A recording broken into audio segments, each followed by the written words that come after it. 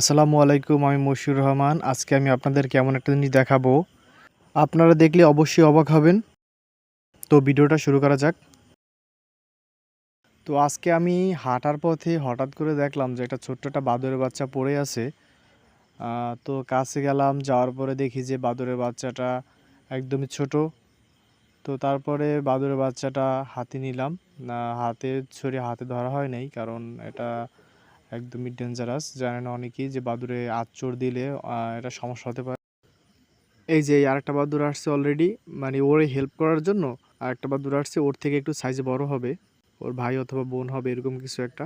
বাদুড়ের বাচ্চাটা আমি যখন দেখলাম তখন বুঝতে পারলাম যে বাদুড়ের বাচ্চাটা একদমই ক্লান্ত অবস্থায় পড়ে আছে। তো ক্লান্ত অবস্থায় পড়ে থাকার পরে আমি বুঝতে পারতেছি যে আসলে বাদুড়ের বাচ্চাটা গাছ থেকে পড়ছে। তো পরবর্তীতে আমি এই বাদুড়ের বাচ্চাটাকে দেখলাম যে আসলে মানে কোনো জায়গায় আঘাত টাঘাত পাইছে কিনা। তো এক পর্যায়ে দেখলাম যে আসলে না, আঘাত পায়নি, ও খুবই দুর্বল অবস্থায় আছে, হয়তো বা ক্ষুধার্ত এরকম কিছু একটা। ছোট্ট পা আর কি, ছোট্ট পা চারটা। এই যে পার আঙ্গুলগুলো দেখেন কিরকম বাদুরের। আর বাদুরের তো ওরে মূলত পড়ে গেছে, তো ও এখন আরে মূলত গাছে উঠাই দেওয়া লাগবে। এখন কোন গাছটা উঠাই দেবো চিন্তা করতেছি। তো এই হচ্ছে মূলত বাদুরে। দেখেন এই যে বাদুর, ছোট্ট একটা বাদুর।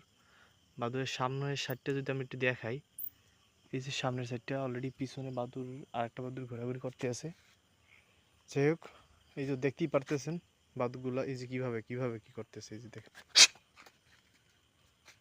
শালার বাদুরে আমার ডিস্টার্ব। ও মনে করতেছে যে আমি ওরে মারতেছি, এরকম কিছু, তো আমার আঘাত করার অবস্থা। যাই হোক, আর বেশিক্ষণ দেখাবো না ওরে। এই যে দেখেন একটা ঘোরাঘুরি করতেছে অলরেডি। আমি ওরে এই যে দেখেন ওর দেখা যাচ্ছে না যদিও।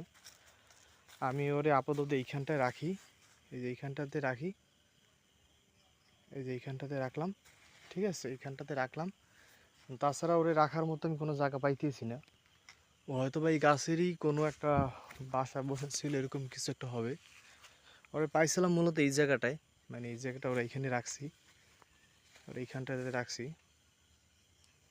দেখেন বাদুর, ও খুবই দুর্বল অবস্থায় আছে।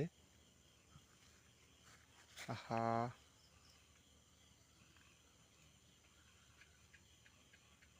ও প্রচুর দুর্বল অবস্থায় আছে। আমি প্রায় 10 মিনিট পরে আসলাম, আসার পরে দেখলাম যে জায়গাটায় বাদুরের বাচ্চারা রাখছিলাম। তো আমি বসছিলাম এইখান থেকে প্রায় এইখান থেকে যে জায়গায় বাদুর বাচ্চা রাখছিলাম, এইখান থেকে আমি 10 ফুট দূরত্ব বজায় রেখে তারপর বসছিলাম, লাইট বন্ধ করে একদম নিরিবিলে। তারপর ওই যে যে বাদুরটা ঘোরাঘুরি করছিল বাচ্চাটা, মানে ওইটার থেকে একটু বড় যেটা সাইজ, মানে ওরে হয়তো বা ভাই বোন হবে। তো ওরে আর কি নিয়ে গেছে আর কি।